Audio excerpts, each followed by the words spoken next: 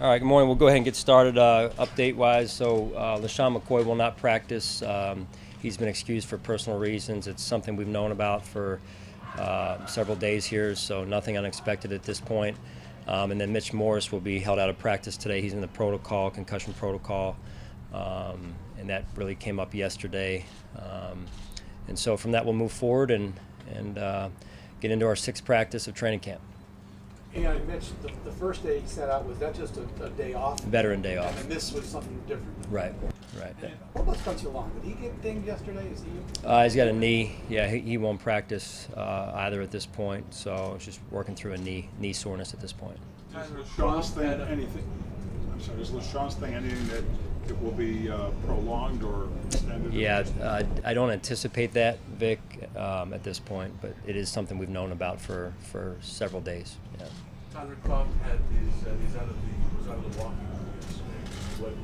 How encouraging is that, and how far away is he from really getting into any physical activity? Yeah, he's making positive progress. The young man's an extremely hard worker. He cares about it, and so that's, I think, he's been very diligent with his rehab, and I think he's making steps in the right direction, which is good to see. Timeline, really couldn't tell you at this point. Sean, how do you see your punting job shaking out here a few days in? Yeah, that's an area that we've got to develop. There's no doubt about that. The challenges we had there last year, and that's an area I want to see these two young punters develop, and we've tried to expose them, and we'll continue to try and expose them to different game-like situations in practice so they can continue to evolve, and they're working hard at it. What are some things that you like to do, like you say, to simulate, because you can't actually get there, but what do you try to do to get as close as you can? Yeah, it's never easy, as you alluded to, Tim. It's, hey, put them in not just the scripted periods, but some of the unscripted periods, so they have to stay warm. And that's what really happens throughout a game of, 2 to 3 hours of a game, where some of those they can anticipate just by the down and distance situations, but staying warm throughout a 2 or 3 hour window, putting them, as we did yesterday, I believe it was Corey Carter had the what we call the sky punt, that landed in the end zone. So just those are situations we try and expose them to, and really our overall team as we work a lot of situations in practice. Coach, with Morse out of the lineup, you were working a heavy center guard rotating 3 guys through there. How would you assess the fluidity of execution despite different guys kind of rotating through there with the first move? Yeah, I've been impressed, Chris, with really when some guys have been down, Mitch in this case, as you alluded to, other guys stepping up, whether it's been John Feliciano, Spencer Long. I thought Russ Bodine's put together a couple good practices, encouraged by that, and really just the mental toughness of the group, of the units. And so we'll be down a little bit today from a numbers standpoint with the offensive line. But that said, I'm encouraged by their mental toughness. Sean, are you concerned at all with Mitch going back in the concussion protocol? Obviously, this has been kind of an issue over time. Is that something that, right off the bat, before any games, that he's back in that? Yeah, I mean, he's in the protocol, so I only want to say so much here. But anytime a player is injured, I am concerned because, A, it's their health, and B, it's the health of our overall football team. And you've heard me say how important availability is. And so we've got to make sure that, we get these guys back. Just overall, the number of guys that we've got out right now, it is concerning. But you can only control what we can control, and that's what we focus on. And it does give other guys an opportunity to step up and show us what they've got. Sean, what are your thoughts just overall with protecting guys at this portion of the preseason and training camp, especially the ones will be a part of your starting lineup, like a Jerry Hughes or Lorenzo or things like that? How do you protect them and try as best you possibly can to avoid these injuries and protect them for once the regular season starts? Yeah, that's, we always want to be smart. We take a lot of time in the off season, in particular in the spring, with our sports science department, medical staff, strength and conditioning staff, coaching staff, and really try and map out a good schedule so we know going into it that it's been kind of, taken through the ringer, if you will, and given a lot of thought. And so, that said, we want to build them up, and so we acclimate them to the amount of reps they will see in a game at some point, and and physical toughness, mental toughness. I mean, that's all a part of developing a football team and getting ourselves ready to go for the regular season here. So, it's a delicate balance, right? Guys that you already know what they can do and getting them ready, but also trying to stay fresh and healthy as an overall football team. What really the execution of the run game took a step yesterday? There seemed to be some holes on a relatively consistent basis in practice. Yeah, I was encouraged by that. Early on in practice, I thought really the entire practice, good intensity.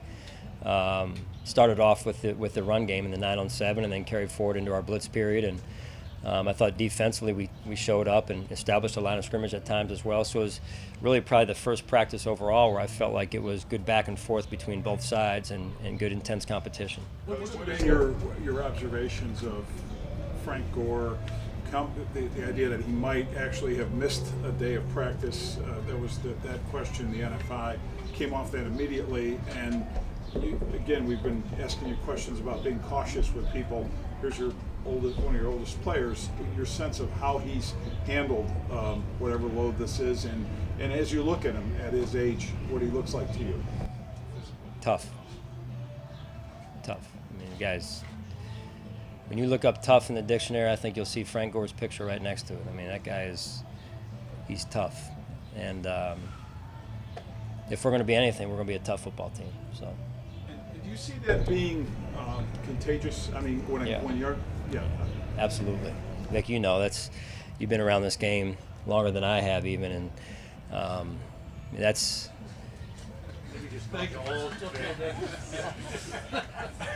Chris, I didn't say that. You said that, Chris. But yeah, it is. I mean, it's a big part of building a good, solid football team, in particular in Buffalo, New York. So, yeah.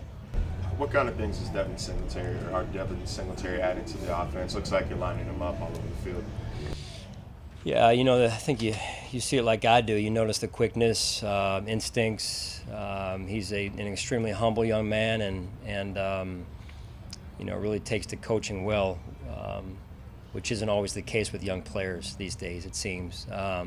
Really appreciate that about him, and I believe he's endeared himself to his teammates, which is important as well, just by the way he's approached the start to his NFL career. Hey, Sean, You got like 5 days into camp, the receiver breakdown. It looks like you've got 5 guys that are locked, and then you've got a bunch of guys that if you keep 6, it's going to be a tough call. I mean, how is that shaking out for you? Yeah, there's good competition, along with other positions. In this case, the wide receivers. It seems like, a different guy makes a play from kind of that group of guys you're referring to, and I think Ray McLeod's had a real nice training camp to this point. Just with effort and doing the things we expect our wide receivers to do. And at the end of the day, you got to get open, you got to get separation, you got to catch the football.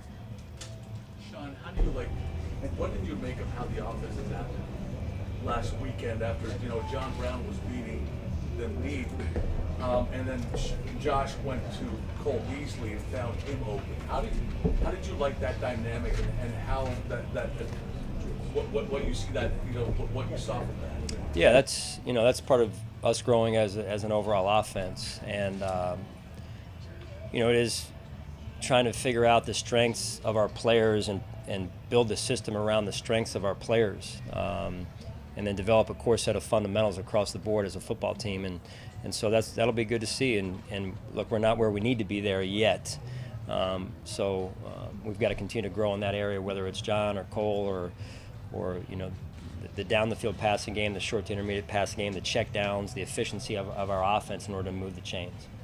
Sean, sorry, going back to Mitch, the entering concussion protocol, is this based on something that happened yesterday or during his previous day of practice? Yeah, it was diagnosed yesterday. Yeah. Hey, Sean, have you got a particular favorite moment behind the scenes since you've been here? I know a lot of stuff goes on that we don't see, those bonding moments. Is there one you could share that maybe has been particularly a guy telling a story or anything that stood out to you so far? Oh man, there's always those behind-the-scenes moments. I would say, a couple stand out. Having Kyle Williams back on campus, I think watching the guys interact with Kyle has been fun to watch. One of the joys of coaching are those bonds, and watching guys just really be human. You see guys, little things behind the scenes, shooting baskets, hanging out together. We have guys in the morning chapel service that spend time together spiritually and getting themselves right. So kind of those things that happen, as you mentioned, behind the scenes is really neat to see. And at the end of the day, what I come away with is that these guys, and I've said this before, they're human. You know, they deal with things. They support one another. You know, you see guys putting their arms around each other, and a guy has a challenging play or a bad day, or they're going through things off the field. Those are I believe that's the glue that really bonds a good team together. Two more, please. What have you made of Stephen Hausch? I know he wasn't quite right at the end of last season. How's he look early on? Yeah, he looks like he's in a good space mentally, physically. He looks like he's in great shape, and I think he's off to a good start. You know, a lot of things come into play with consistency with the kicking game, as you know, and so there's other pieces involved in that, and that's where the punting position comes in, because they hold for Stephen, obviously. So that consistency will be important for us. How big a factor is that in the punting competition? I know you had some problems holding last year. Is that something you guys kind of weigh pretty heavily in that? Well, it is, because it's points on the board, right, with the kicking game, and the sooner we know on the punter, the better, with the continuity, right, with Stephen and how it affects our operation. Good. You guys good? All right, thanks.